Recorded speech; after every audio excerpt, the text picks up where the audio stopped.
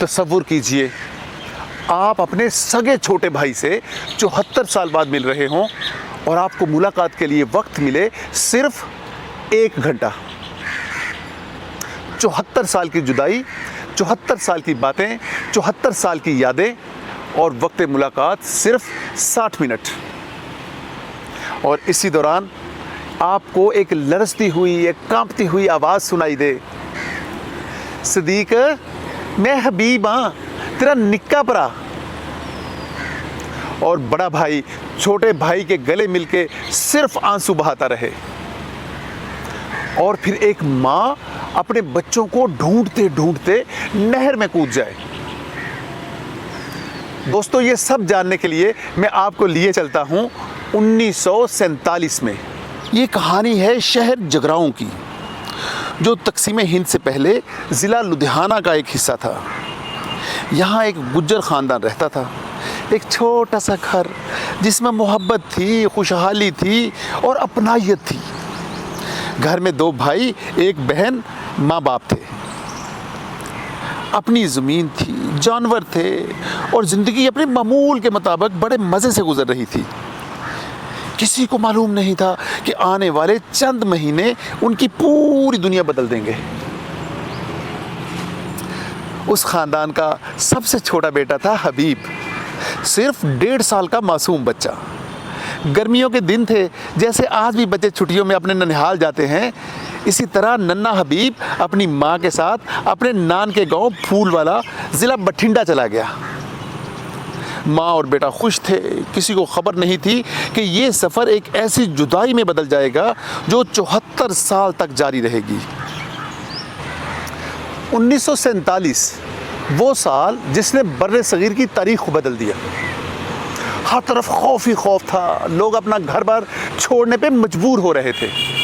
गांव के गांव खाली हो रहे थे। जगराओं के हालात भी ख़राब होने लगे। लोगों ने कहा कि अपना घर छोड़ दो, वरना आप जान से भी जाओगे। अगर जान बचाना चाहते हो तो घरों को छोड़ना पड़ेगा। नन्ना हबीब अपनी वालदा के साथ अपने नान के गया हुआ था। उस वक़्त टेलीफोन वगैरह तो थे नहीं। मसला ये था कि उनको कैसे बताया जाए कि हम घर छोड़ रहे हैं। और फिर एक रात हबीब के वालिद, उसके बड़े भाई सिद्दीक और बहन ने उस घर को छोड़ने का फ़ैसला किया। वो अपने घर को आखिरी बार हसरत से देख रहे थे। शायद उन्हें उम्मीद थी कि हालात बहुत जल्द ठीक हो जाएंगे और वो वापस अपने घर को लौट आएंगे। उन्हें क्या पता था कि किस्मत एक और ही फैसला कर चुकी है। ये काफ़िला अपने गांव से अभी थोड़ी दूर ही गया था कि उसके ऊपर बलवाइयों ने हमला कर दिया। हर तरफ शोर, चीखें, अफरा तफरी, भगदड़। और इसी हमले में हबीब साहब के वालिद शहीद हो गए और उसके चचा भी अपनी जान से हाथ धो बैठे। सिद्दीक साहब कहते हैं, वो वेला बड़ा ही औखा सी। साडे कोल ना रोटी सी, ना कपड़े सन ते ना ही कोई होर सहारा सी। असी बच्चे सां, पर वो वेला साडे कोलों साडा बचपन भी खो के लै गया। दूसरी तरफ फूलवाला में हबीब अपनी माँ के साथ था। फूलवाला में ये खबर पहुंची कि जगराओं से निकलने वाले मुसलमानों के काफ़िले के ऊपर बलवाइयों ने हमला कर दिया था और उस काफ़िले के तमाम लोग मारे गए थे। कोई ज़िंदा न बच सका। इस खबर ने हबीब की माँ के लिए क़यामत बर्पा कर दी। वो अपने बच्चों को याद करती, अपने शौहर को याद करती। वो दीवानावार गलियों में भागती। वो अपने हवास खो बैठी। वो अक्सर कहती कि मेरे बच्चों कदों आओगे मेरे कोल। सिद्दीक तू दस, तू हबीब नू मिलन वास्ते कदों आएगा।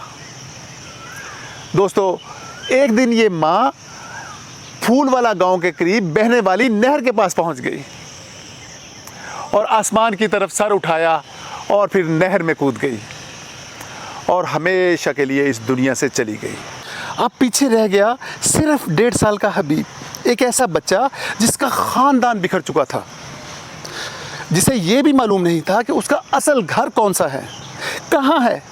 वक़्त गुजरता गया और एक सिख ख़ानदान ने उस मासूम बच्चे को अपने घर में पनाह दे दी।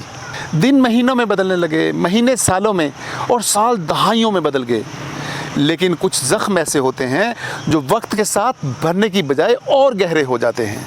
एक तरफ पाकिस्तान के गांव 255 बोगरा फैसलाबाद में मोहम्मद सिद्दीक रहते थे और दूसरी तरफ हिंदुस्तान के गांव फूलवाला में हबीब, जिसे लोग सक्का खान के नाम से जानते थे। दोनों के दरमियान सिर्फ एक सरहद नहीं थी, बल्कि 74 साल का एक लंबा इंतज़ार था। हबीब बड़ा होता गया। जिस सिख ख़ानदान ने उसे पाला था, उसने उसे अपने बच्चों की तरह रखा। वो उनके साथ काम करता, जानवर संभालता, खेतों में मेहनत करता और इस ख़ानदान का हिस्सा बनकर ज़िंदगी गुजारता रहा। लेकिन दिल के किसी कोने में एक सवाल हमेशा ज़िंदा रहा। हबीब साहब कहते हैं, मैनू बचपन तो एक गल अंदर ही अंदर खांदी जा रही सी कि मेरा असल घर किधर है, मेरे अपने कौन ने। मैं रब कोलों यह दुआ करता रहा कि एक बारी मैनू मेरे ख़ानदान का पता लग जाए। दूसरी तरफ मोहम्मद सिद्दीक की ज़िंदगी भी एक इंतज़ार बन चुकी थी। वो अपने छोटे भाई को कभी नहीं भूले। सिद्दीक साहब कहते हैं, मेरा दिल हर वेले आखदा सी कि मेरा भाई किते ना किते ज़रूर मौजूद है। मैं सारी ज़िंदगी उन्होंने याद करता रहा। जदों मैनू मिलेगा तो मैं उन्हें दसांगा कि कोई वेला ऐसा नहीं जदों वीर मैं तेनू याद नहीं किया। सिद्दीक साहब कहते हैं, सुबह होती तो काम, शाम होती तो थकन, लेकिन रात को जब खामोशी होती तो वो अपने छोटे भाई को याद करते, अपनी माँ को याद करते, अपना जगराऊं याद करते हैं। फिर 2019 आया। इस साल शायद कुदरत ने ये फैसला कर लिया था कि अब इन दोनों भाइयों को मिलाना है। गांव के नंबरदार साहब जनाब अशराफ साहब ने अपने एक दोस्त से रब्ता किया जो बिछड़े हुओं को मिलाते थे। उन्होंने कहा कि साढ़े पिंड च एक बाबा जी ने हर वेले अपने भरा ते अपनी मां नूं याद करते रहंदे ने। वो कहंदे ने कि मेरा भरा किसी ना किसी जगह ते जिंदा है, पता नहीं शायद कभी उन्हें मैं मिल पावांगा या नहीं। वो जो साहब थे, उन्होंने मोहम्मद सिद्दीक साहब का इंटरव्यू किया, उनसे सारी मालूमात ली और उस इंटरव्यू को YouTube के ऊपर अपलोड कर दिया। किसी को अंदाज़ा नहीं था कि एक वीडियो एक ख़ानदान की 74 साल जुदाई ख़त्म कर देगी। हबीब साहब कहते हैं, जो मैनू दसिया गया कि पाकिस्तान में मोहम्मद सिद्दीक नाम का बंदा मैनू लभ रहा है, मेरा दिल जोर जोर नाल धड़किया। मैं सोचा कि यह वही भरा हो सकता है जेड़ा मेरे कोलों 47 बिछड़ गया सी। और फिर वो लम्हा आया जिसका दोनों भाइयों को 74 साल से इंतज़ार था। टेलीफोन के ऊपर दोनों भाइयों की बात करवाई गई। सिद्दीक साहब कहते हैं, हबीब मैं तेरा भरा वां, तेरा वड्डा भरा फैसलाबाद तो। मेरा वड्डा भरा सिद्दीक, वो मैं तेनू सारी जिंदगी लभदा रहा ते अज 74 साल बाद तेरी आवाज़ मेरे कन्ना च पई है, तू कित्थे से। दोस्तों, सिर्फ ये बातें हुई और उसके बाद फिर मुसलसल आंसू बहते रहे। कभी कभी ज़िंदगी में ऐसे लम्हे आते हैं जिनका इंतज़ार इंसान पूरी ज़िंदगी करता है। मोहम्मद सिद्दीक साहब ने भी एक ऐसा ही लम्हा 74 साल तक इंतज़ार करते हुए गुजार दिया था। वो लम्हा जब वो अपने छोटे भाई को सिर्फ यादों में नहीं बल्कि अपनी आंखों के सामने देख सकें।